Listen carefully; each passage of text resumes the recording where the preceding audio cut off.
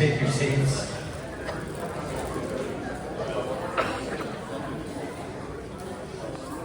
Take your seats and pay attention. That's an order.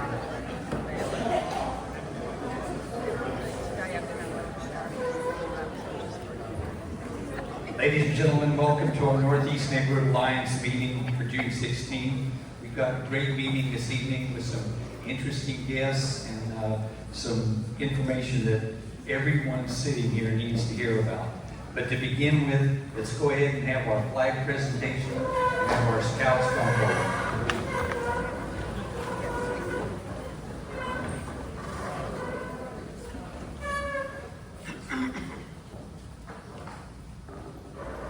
Audience attention, color guard attention. Color guard forward march. Please place your hand over your heart.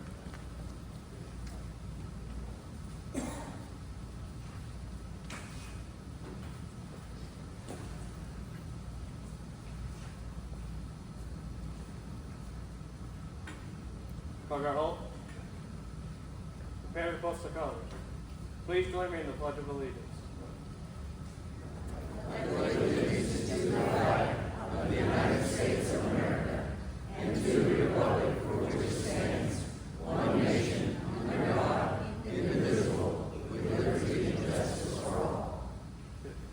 Color guard, post the colors.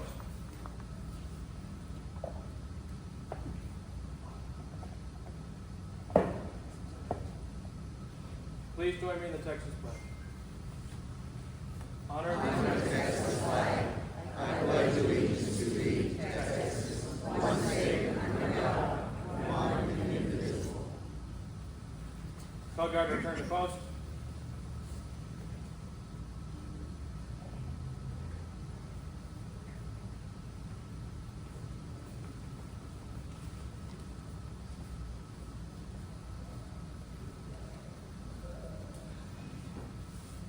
Call guard halt.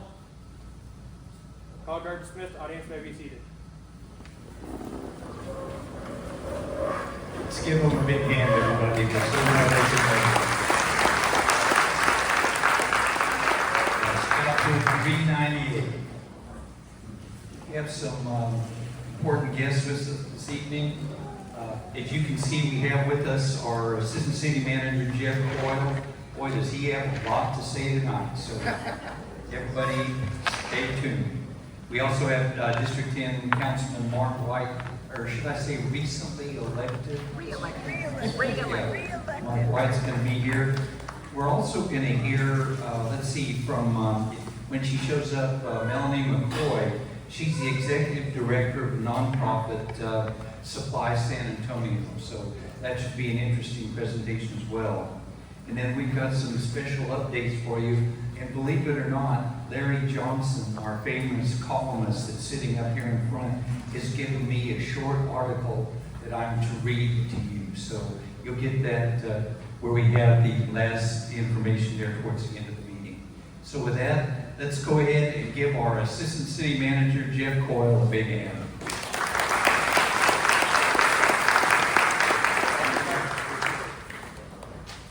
Well, good evening. I had the opportunity to work with Councilman Gallagher when he was on the council. In fact, I think back then was when this building was built, right? Was that during your the 2012 bond program, if I remember it? I hadn't been in here until tonight, and it's beautiful. I'm glad to get the opportunity to see it. And I should also say I'm the liaison from the city manager's office to your current councilman. So Councilman White and I talk multiple times a week and meet monthly, and whenever he needs anything from the city manager's office, he'll let me know about it, rest assured. Hey, so when y'all yell at me, I go yell at Jeff. Yes, that's right, and I take it. So I'm an assistant city manager. I'm one of 5, which means I'm one of the assistants to Eric Walsh. And I oversee a collection of departments, as my colleagues also do.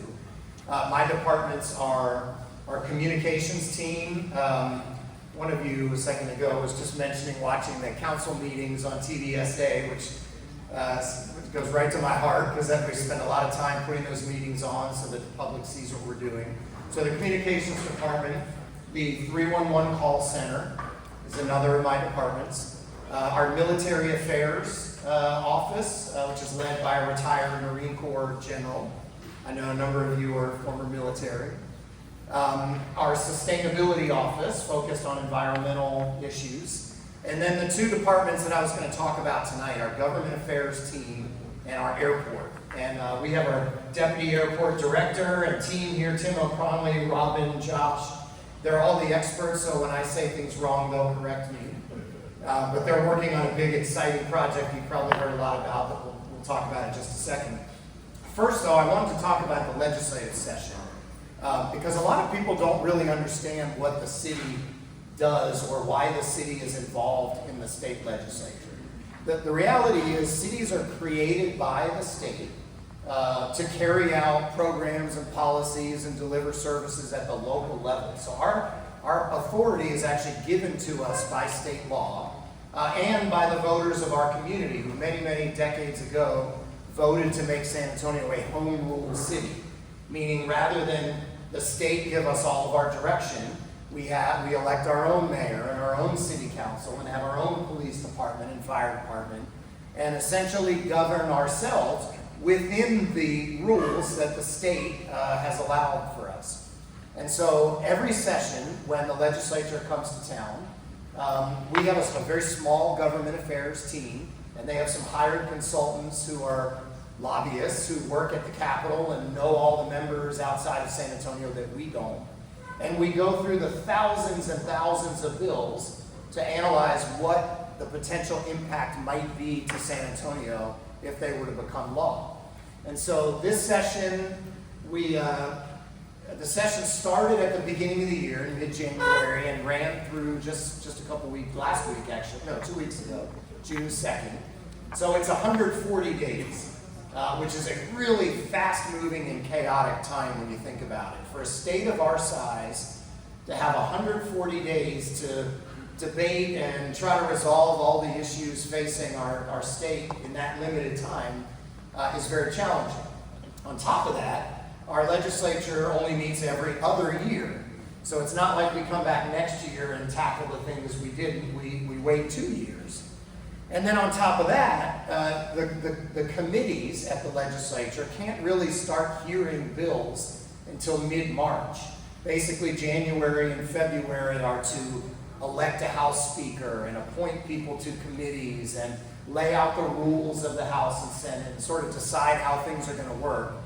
The one exception is that if the governor declares an issue an emergency item, they can take it up in those first 2 months. Otherwise, everything else waits until March.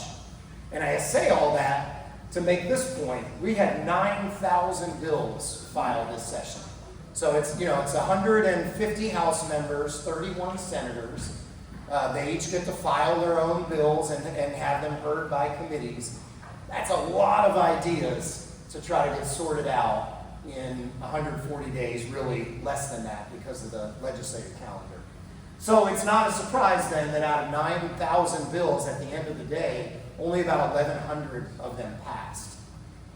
It's kind of set up, the system sort of set up so that a lot of ideas die. And it's really only what the legislature determines are the most important ones that make it through that whole process in that timeline. We as a city team tracked 2,262 bills.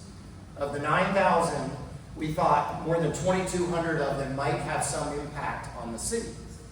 And I say that because the primary focus of our team up there is to preserve the authority of our local elected officials, like your council member, to make decisions that our elected officials, our city council, see as being in the best interest of San Antonio.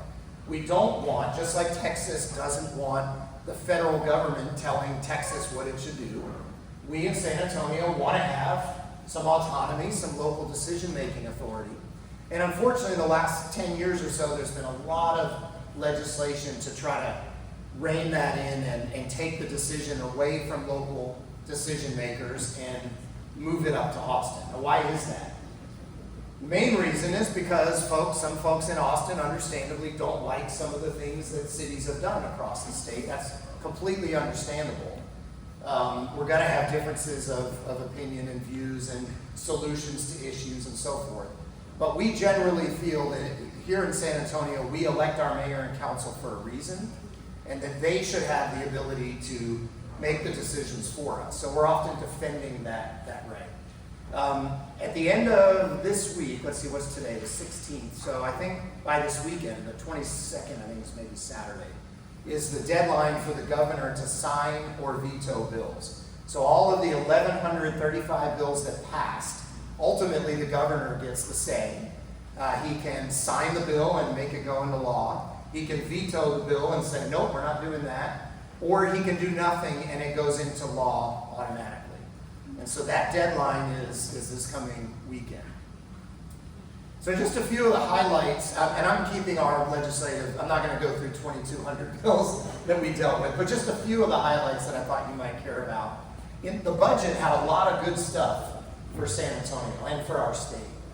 Number one, the DAG grant, the Defense Economic Adjustment Assistance grants. It's a mouthful, but it's essentially state money that goes to local communities to do infrastructure projects to support our military bases.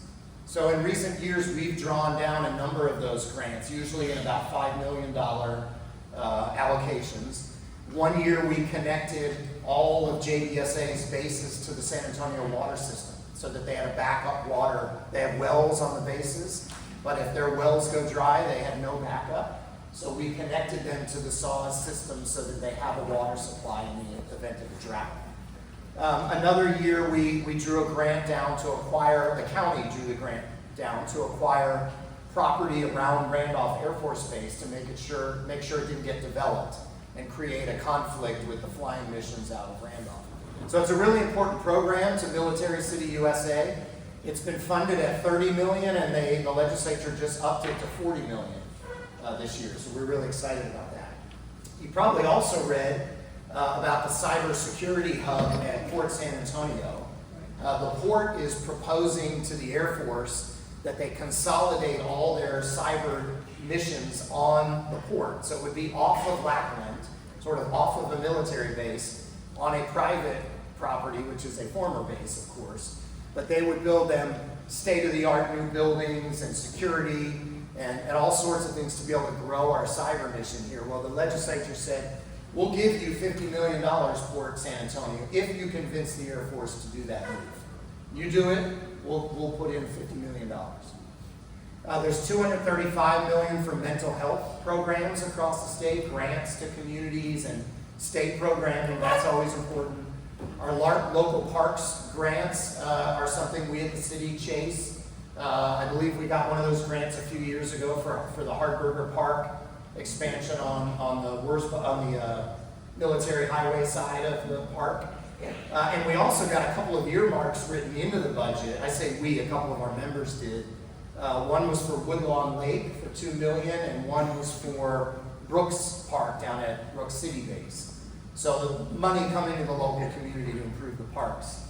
And then there was a big investment in water this session. It doesn't directly come to the city, but it's a $2.5 billion investment plus an annual $1 billion allocation to be able to help communities secure additional water supplies and be able to set themselves up for the future. So a lot of great stuff in the budget for San Antonio.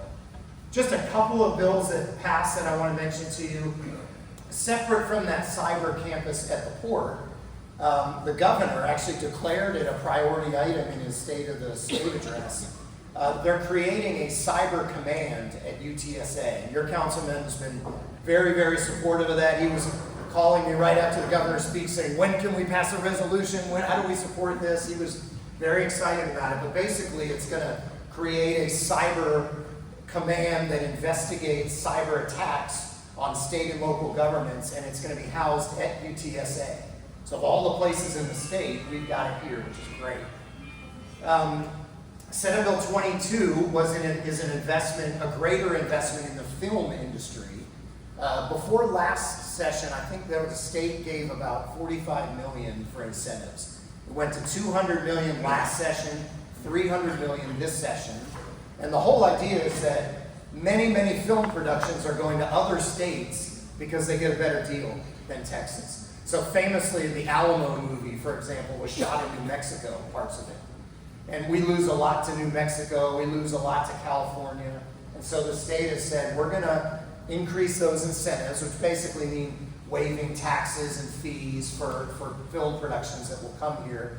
And our film department is very excited about trying to generate more productions here. I just saw this weekend the film 1923 pop up on Netflix. That's one of the Yellowstone sort of spin-offs. And I was telling my wife they shot some scenes from that in downtown San Antonio, and right off of Broadway Street, turned a business there into sort of a throwback diner and did some shots there. So on the finance side, there's a new property tax exemption for personal property tax. So the state's done a lot to reduce property taxes on your real estate.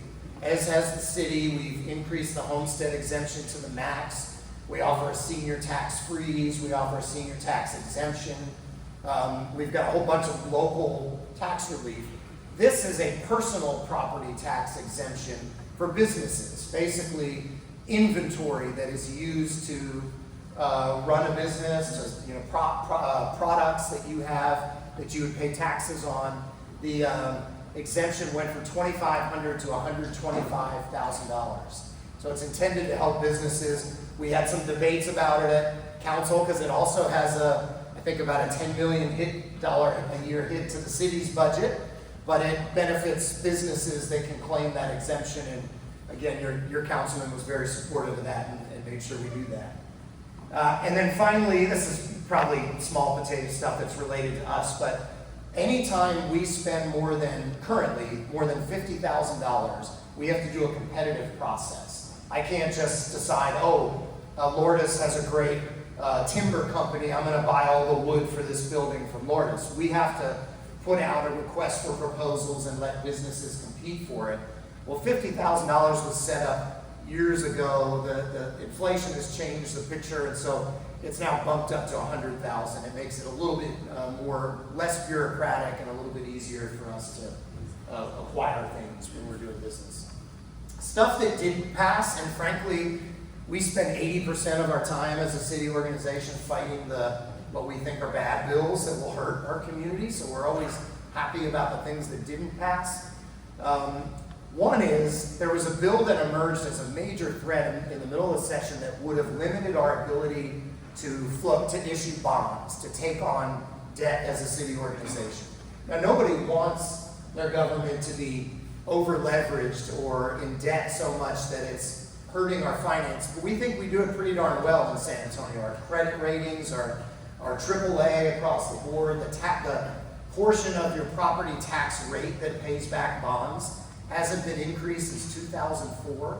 So we didn't think we had a debt problem here, per se. And our bond elections are approved overwhelmingly. 70% of voters generally approve the propositions. This building was built with the 2012 bond election. There was a bill that would have so severely limited how much debt we could take on that we were projecting we wouldn't be able to do another bond program until at least 2036.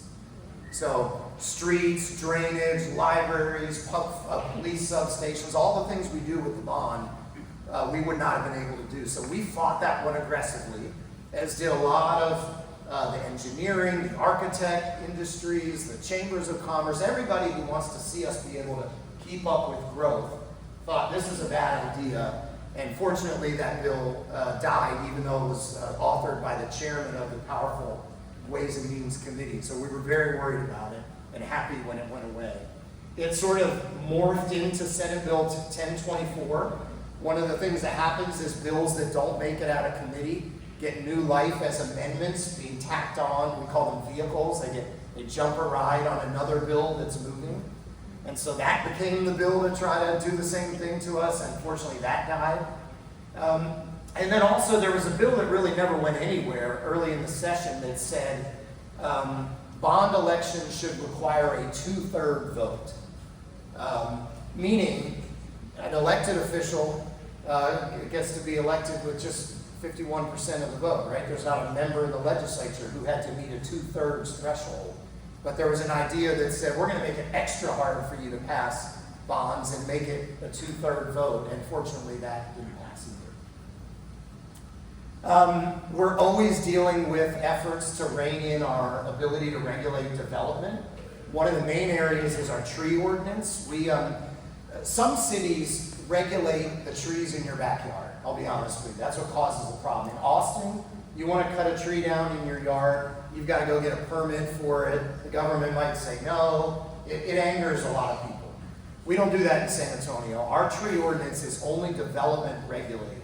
So if you are going to develop a new Walmart subdivision, a shopping center, something to that effect, we require that you preserve a certain number of the trees or plant new ones to make up for the ones you cut down.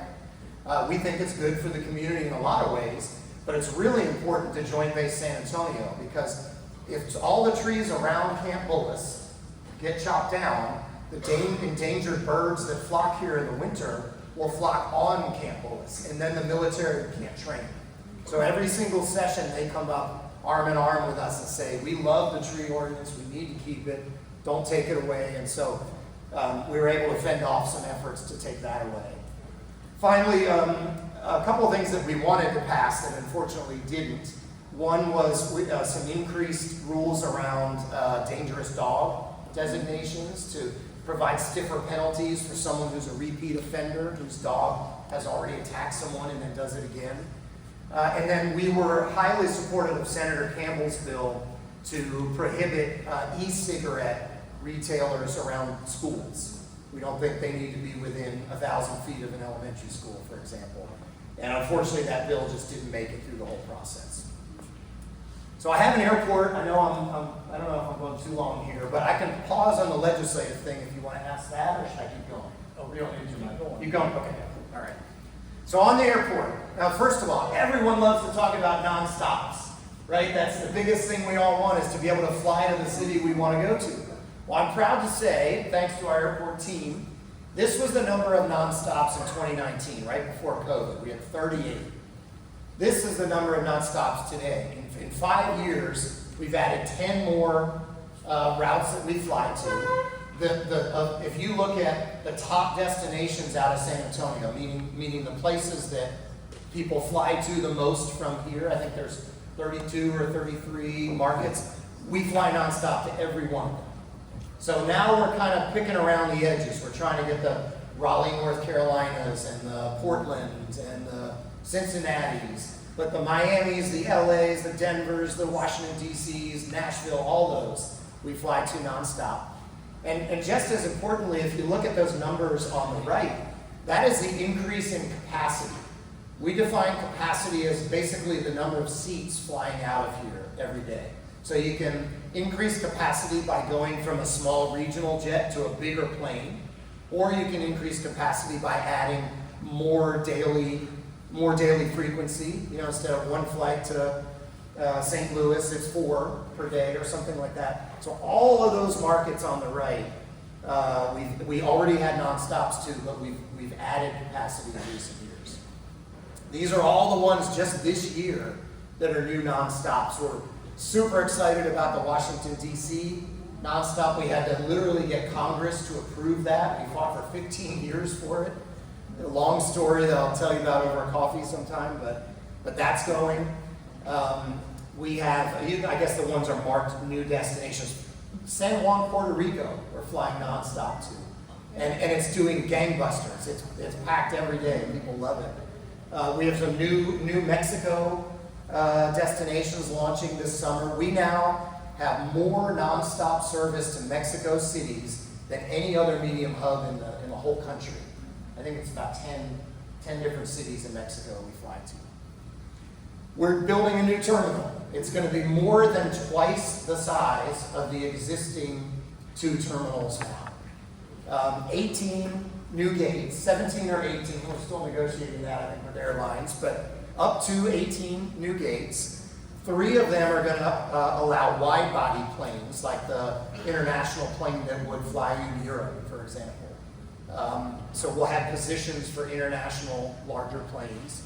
As I mentioned, 850,000 square feet larger than the 2 existing ones. I say that with the caveat that our biggest challenge that we're very focused on is making sure our nice and convenient and easy airport remains convenient and easy despite growing in size. Being located here, I know you all know it very well because of how close many of you live to the airport. It's a strategic advantage for our community to be a 15-minute drive from the airport as opposed to driving an hour away like you do in Denver or somewhere else. And we're focused on sustainability, on a sense of place, of it feeling like San Antonio. Accessibility, I give a lot of credit to Tim O'Conley here. He's put together an accessibility committee. Morgan's Wonderland and a whole series of other folks in the community are advising the airport to try to make this the most accessible airport in the country. So whether you have a wheelchair, you're mobility impaired, hearing impaired, whatever the need, we want this to be the easiest airport to get through and travel from. You've probably seen some of the renderings, but if not, we love them and we're always excited to show them. So this is the front of the new terminal. To the right off the picture is where the end of Terminal B is right now. So if you drive that Terminal Loop Road, you come in, you pass the older terminal where the Southwest gates are, then you pass the newer 2010 terminal, and then right after that is a massive open space. And that's where this is being built right now. If you drive by, you'll see the ground is opened up. They've got 200 plus piers in the ground already, and we're making progress on building that. This whole green space, you'll notice it's not just curb and building like it is today and like it is at a lot of airports. The designers of this came up with a paseo that they want to mimic the Riverwalk. So native plants and trees and a little river aspect to create a sort of soft outdoor environment from both inside and outside the terminal. Here it is from the inside. This is the Welcome Plaza. Thanks, Tim. So this is sort of the grand space when you walk in. You see the windows all the way to the ceiling. You're looking out on trees and just a beautiful sort of reflection of San Antonio when you come to our airport. So once you go through the security checkpoints, this is coming into the new terminal. You would go to the right to go over to the existing Terminal B. And if you know Terminal B, that's where American and United are. It's kind of congested. There's the checkpoints and walls blocking it. And then you go in, there's a very small food court. Well, when we open the new one, we're going to have new checkpoints. So all that will go away, and it's going to open that whole entrance to B up. So it'll sort of open up into the new building. But this is our Mercado, which is going to have new concessions. We're going to have more concessions, more restaurants and retail than we do in the entire airport today. You see some of the gates along the side. And you're actually looking down, and you can see a little corner of it up top there. That little glass window is going to be the sterile corridor. So when right now, if you fly into San Antonio internationally, you come back from Mexico, for example, you go through a really narrow hallway into where they check your passport, you go through customs. It's very, very small for what we have today. We're moving the new one into the new terminal. Much, much bigger, it'll be downstairs. And when you come through, you'll go up into this glass corridor where you'll look out and walk and see over the whole airport as you're making your way out.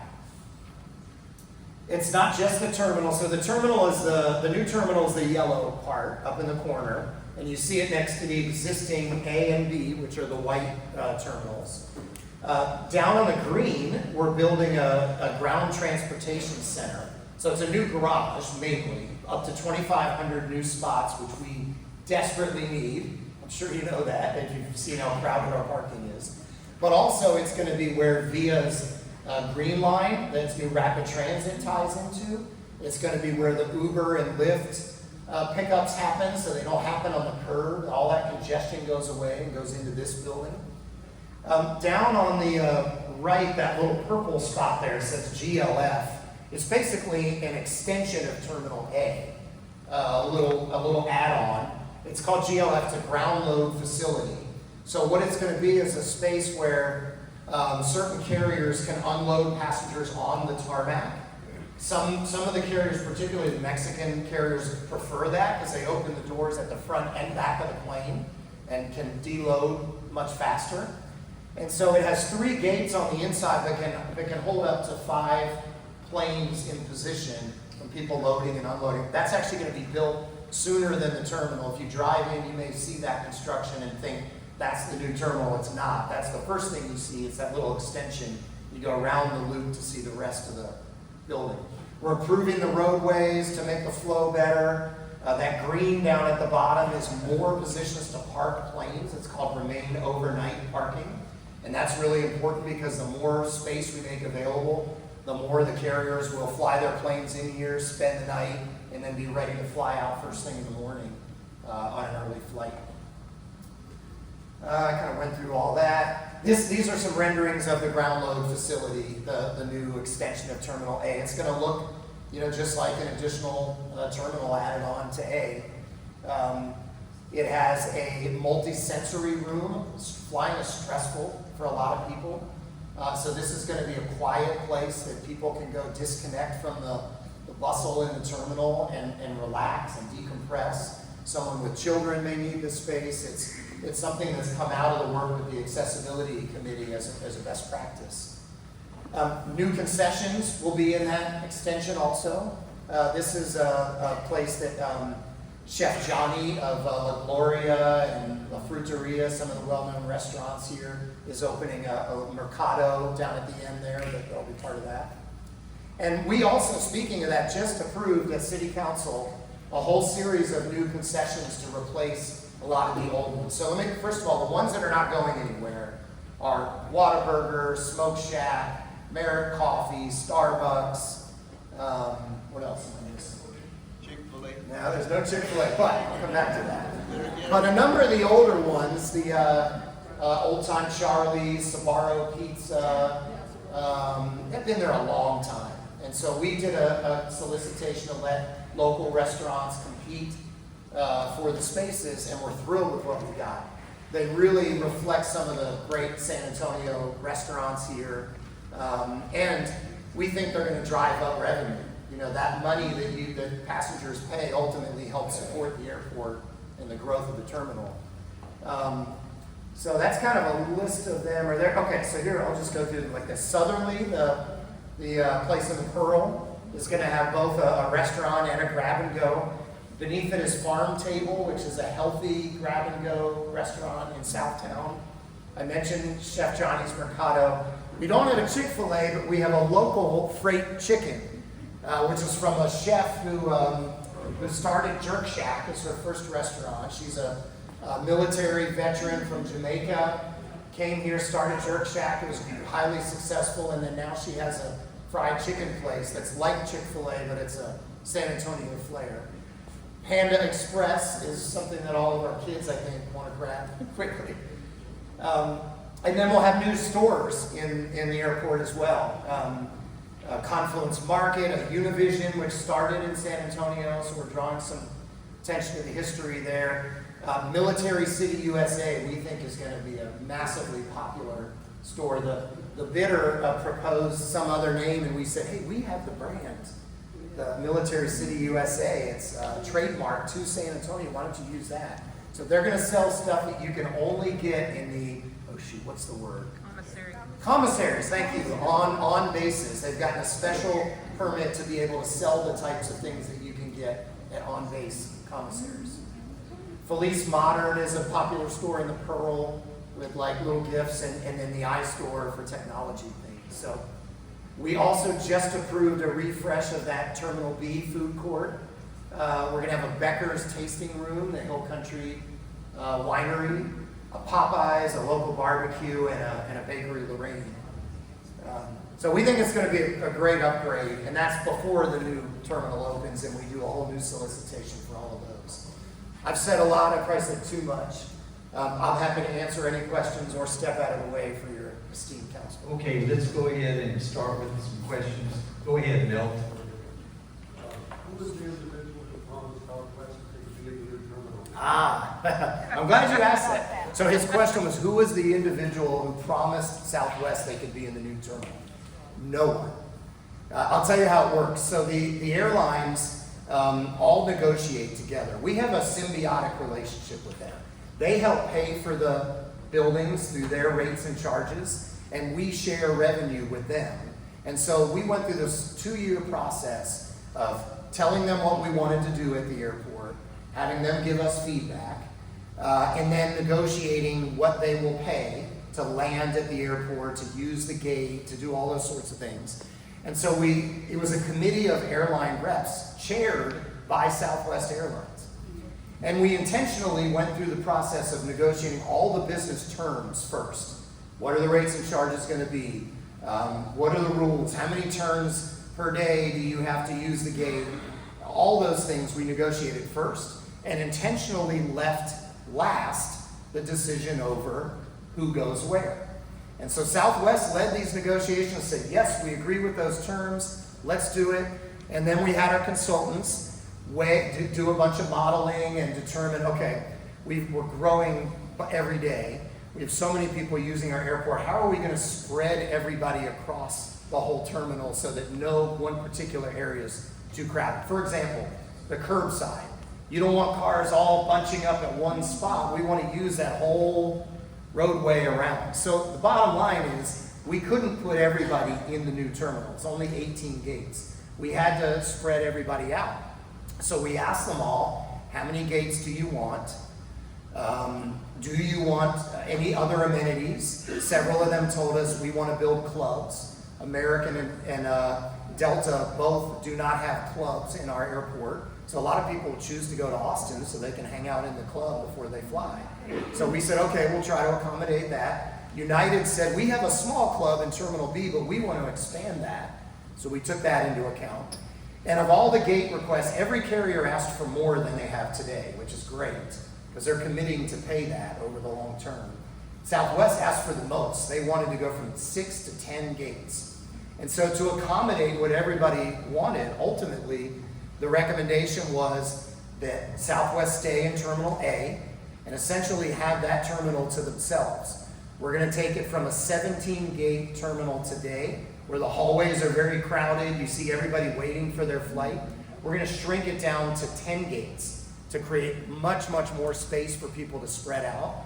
And the deal we have with the carriers that Southwest negotiated and agreed to includes two things: $200 million to renovate A, to bring it up to modern standards in addition to reducing the gate count, and then also a reduced charge for them in the few years that they're operating in the current facility until we complete the renovations. So all of that said, all the carriers agreed. We got down to the end of the process. The city council had to approve this agreement, and it's a 10-year agreement with 5 additional years. So it's very important. It's a 15-year commitment from all these airlines to help pay for what we want to do. And 9 of the carriers signed on, and at the very last minute, Southwest said, no, we don't like it, and we don't like that we're being put over there. And they filed a lawsuit, and they filed a claim with the FAA, and we're working through that process now. Okay, we've got time for one more question. Go ahead. Speak up now. What's the anticipated completion date? Second quarter of 2028, the new building will be open. So what are we, less than 3 years away? It's gonna go fast. I mean, we'd like it to be tomorrow, but it'll come quickly. Okay, let's give Jeff a big hand.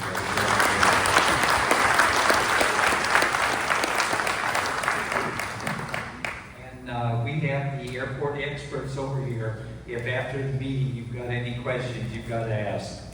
Okay, before I introduce our city councilman, I want to introduce, just so everybody knows she's here in the back of the room, the Executive Director of Nonprofit Supply San Antonio, Melanie McCoy.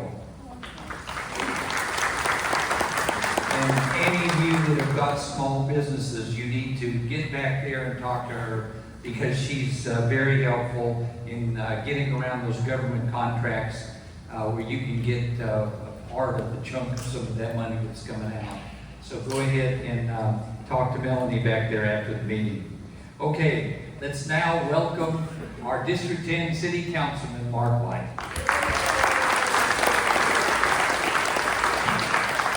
All right. Well, how are we this evening? All right. Look, I want to begin just by thanking Jeff. Y'all know I come in here a lot of days and you hear my frustration with a lot of things that go on down at City Hall. But Jeff has a ton of responsibility and really does a great job. And more than that, he's got to put up with me every week saying, you know, Jeff, come on, what about this? How are we going to do that? I'm never leaving him alone. So please give him another round of applause for all that he does for our great city. And I'm glad he mentioned the cyber command, because y'all will remember I got an opportunity to be the city representative and go up to the legislature and testify on behalf of our city, telling those folks why I thought Cyber Command should be based here in San Antonio. And this is really a big get for our city. We're the natural place to do it with everything we've got going on at the Port of San Antonio, with UTSA's expertise in cybersecurity as well. So very, very happy that we were able to get that done. And overall, I think the legislative session was a good one. San Antonio came out okay, and I think the state of Texas is going to be better for it as well. So what's going on down at City Hall? Let's start with the newest CCR that we filed on artificial intelligence. So I was able to gather up 4 of my colleagues, and we had the requisite 5 signatures to get it filed, and we're going to be talking about it coming up. Look, AI is the future.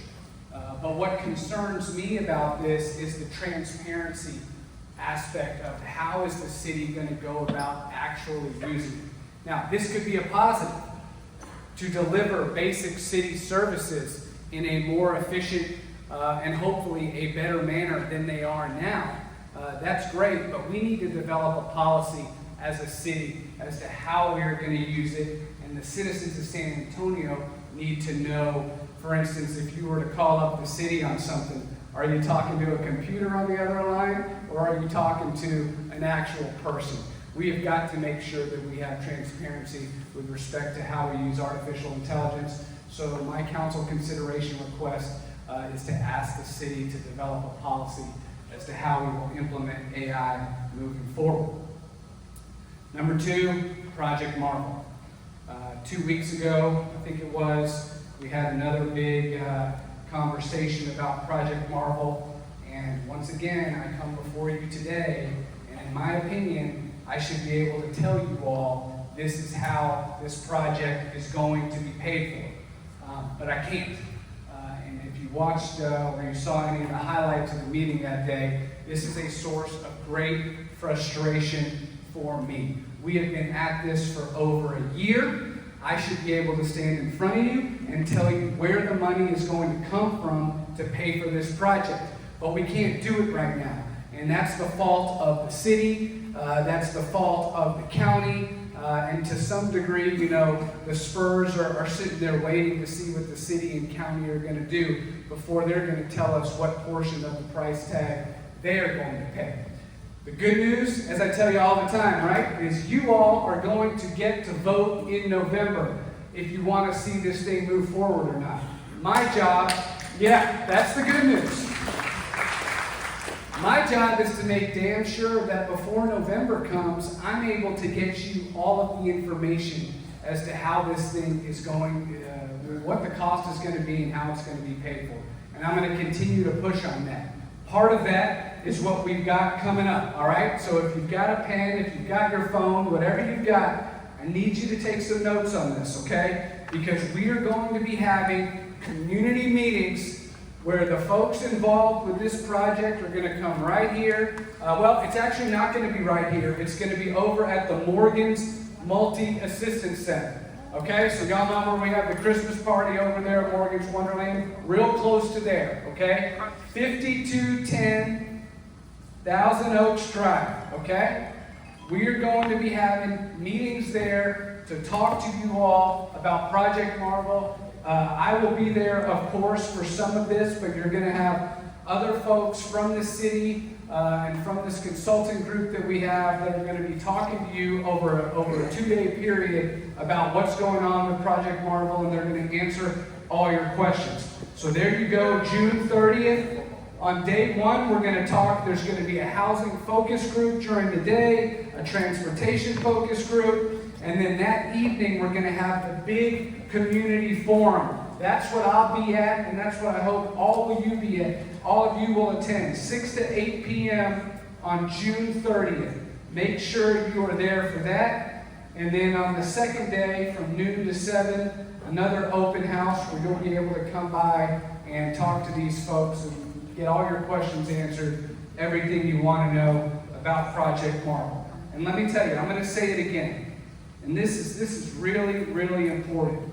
This project has a chance to be really good for San Antonio. But we will not let the cost. I will never advocate for anything that puts the cost of this project onto all of you. All right? We're not going to do that.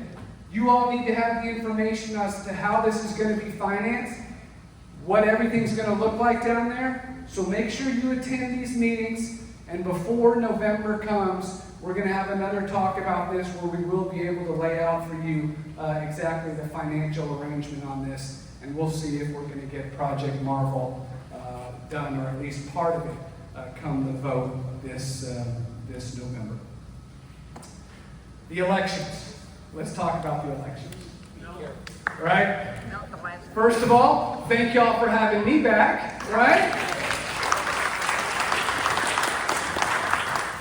As I said to y'all last time, it's truly an honor to be your councilman, and I look forward to working hard for you for the next 4 years. The rest of the council was filled, including in the runoffs.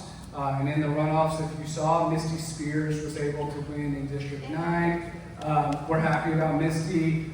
Eva Lise was able to win in District 8, and then my colleague Suk Kaur won and is still going to be there in District 1. We're going to have a new councilman in District 6, a guy named Rick Galvan. And of course, the mayor, we're going to have a new mayor of San Antonio, Gina Ortiz-Jones. And look, I'm going to tell you this, okay? I'm going to do exactly what I did 2 years ago, which is what you all, I believe, expect from me. I'm going to go to work with all of these people. We're going to make friends with them, and we're going to sit down and talk about what can we do together to move the city of San Antonio forward. I simply do not care what political party these folks are affiliated with or what beliefs they may or may not have. We're going to sit down, we're going to talk about the city. We're going to talk about this deficit that we've got going right now as a city. We're going to talk about the fact that the infrastructure in the city of San Antonio is not up to par. We're going to talk about the fact that we're 200 police officers short as a city and how public safety needs to be our #1 priority on city council. We're going to talk about all that, and I promise you all I'm going to go to work every single day, and I'm going to work with these folks to find common ground and advance your interests. While we're talking about infrastructure, I don't want to leave here without talking about the flooding that we saw in the city over the past week. We've had multiple deaths around the city, including some, of course, right here in District 10. A lot of questions on why this happened, right? And there's some reports of a big wall of water sort of came out of nowhere down the road. People want to know if it's infrastructure problems or what it is. And I'm going to say this, we don't know.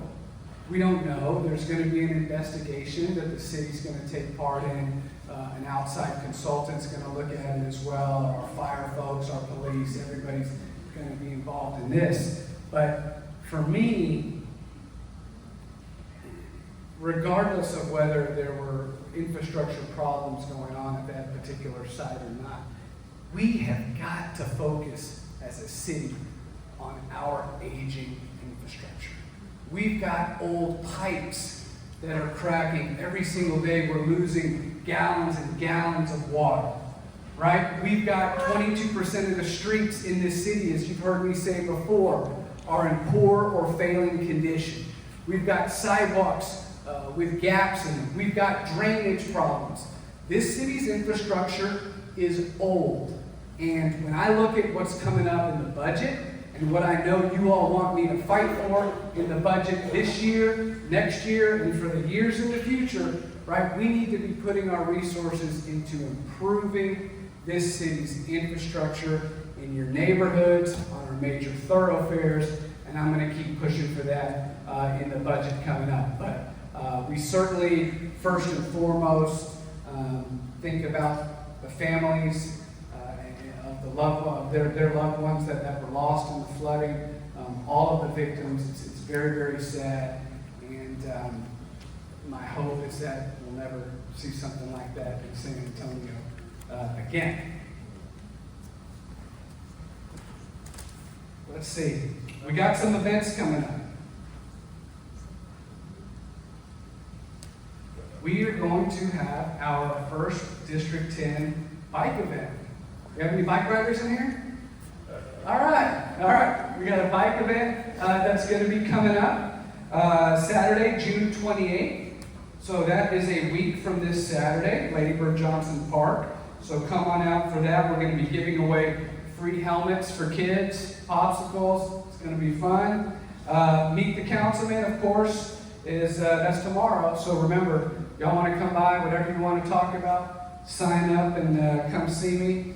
We've got our next District 10 community meeting on the 21st at 6:30, 21st of July, that is. And then, of course, remember our coffee with the councilman. Now it's summer, lemonade with the councilman. If you want to have us out to your neighborhood, we'll bring the lemonade, we'll bring some donuts, we'll come see you in the morning and talk about the issues facing your neighborhood. Lastly, it was the Army's 250th birthday. Yeah, right? I know we have some servicemen and women that come out today. Thank you so much for your service.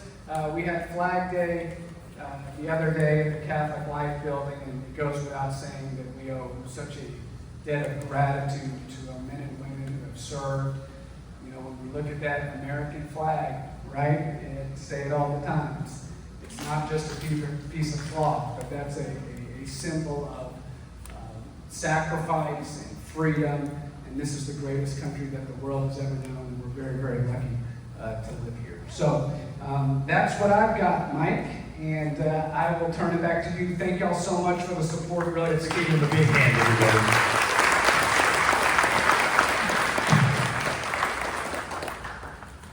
Nice job. That's a lot of issues you've got to soak up. I sure do appreciate it.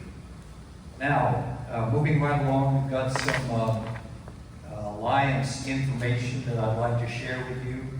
One of them is what I discussed just a little bit earlier, and that is Larry wrote a statement for us, and he's given me the honor of reading it for him. And here we go. Listen carefully, everybody, and make sure you have your pen ready, because there's something you're going to have to write down. Over 360,000 Texans, 65 years of age and older, experience severe vision loss. A year and a half ago, in December of 2023, the Texas Workforce Commission piloted a program in San Antonio and Dallas called Senior Keys to Independence Program, or what they call SKIP, S-K-I-P. It is a special 4-day training program for older adults who have begun experiencing severe vision loss. The SKIP program offers daytime classes in an apartment-style setting, which teaches independent living skills to small groups of older adults, not that we know any around here, diagnosed with severe vision loss. They learn orientation and mobility, home safety, new technology skills, and the confidence to live independently and with dignity. The program is small and needs to grow. So a group of advocates from across Texas worked tirelessly to persuade the Texas State Legislature to approve a budget rider request for an additional $1 million to not only continue, but to expand the skip program to other cities. They were successful, and Larry points out that we need to thank Senators Jose Menendez and Donna Campbell for their efforts to help make sure that got passed. Approximately 160 older Texans with vision loss will attend skip training this fiscal year, and expectations are this number can be doubled over the next 2 years. If you know someone who is beginning to experience severe vision loss, urge them to call this number. Are you ready? 844-633-3642 to apply for the SKIP program. Unavoidably, everyone is getting older. Did you know about that? Yeah. And unavoidably,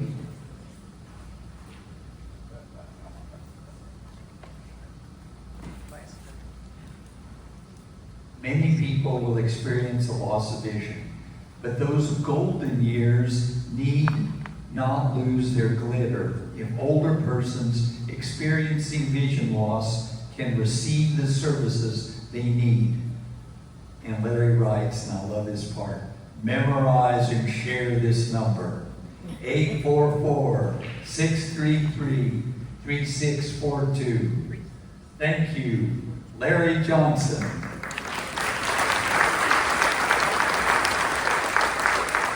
That was a good job, Larry. We really do appreciate you putting that one together for us. Okay, just a couple of other announcements. One thing that the Alliance is working on that we'd like your support in, we want to, in August, if we can possibly do it, recognize some of our World War II veterans that live in our area. So if you've got any information on any of those guys, please get a hold of us, and we'll be glad to honor them in that August meeting. Secondly, and you were probably expecting this, the Begathon, the association, our alliance has got to raise some money for 2025. This is voluntary. As you know, we've been around here for more than 20 years now. We've never charged anybody any dues for what we do. But we do have some expenses we got to be able to pay for. You know, constant contact, the website, postal expenses like our mailbox, printing, supplies, oh yeah, and even cookies. So just consider that and talk to your board about it, okay? And if you want to write a check, you know, like $50 or something like that would do it. Just keep us above water. Sounds like the city a little bit, doesn't it? Okay, one thing I'd like all of you neighborhood leaders to do is be on the lookout for these new neighborhoods. We want to make sure that they establish a neighborhood association too.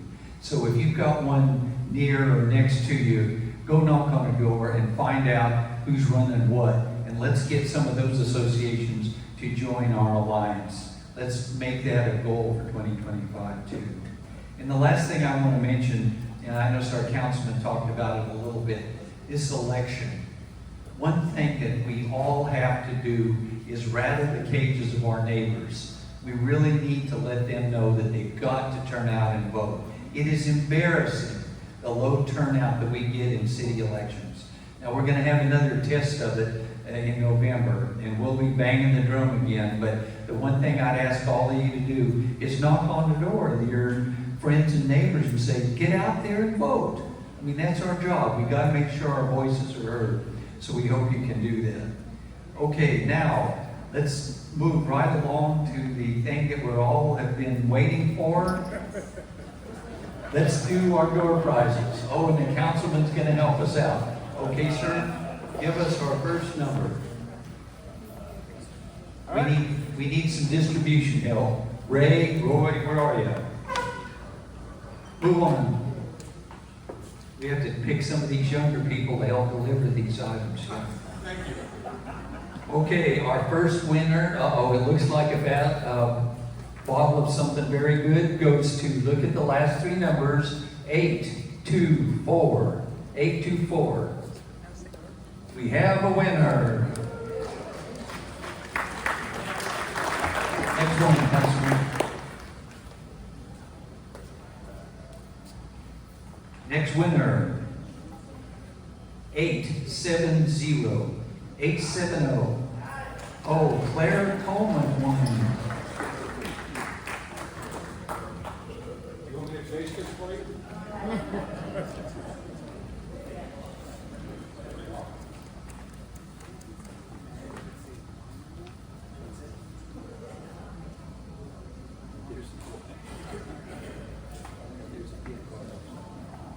Okay, our next winner. Looks like a trend here, I've noticed, yeah. Ticket number is 883. Oh, right here. Okay, short walk.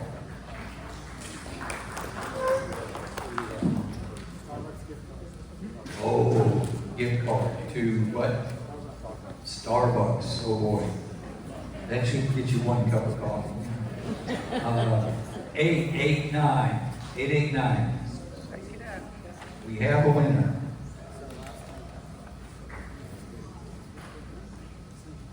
The last liquid gift, okay.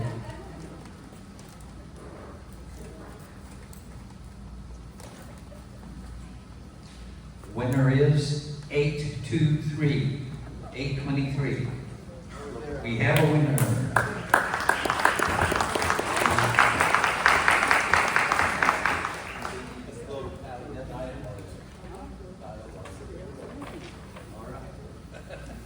Okay, ladies and gentlemen, that concludes the door prizes. We'd like to thank all of you for coming.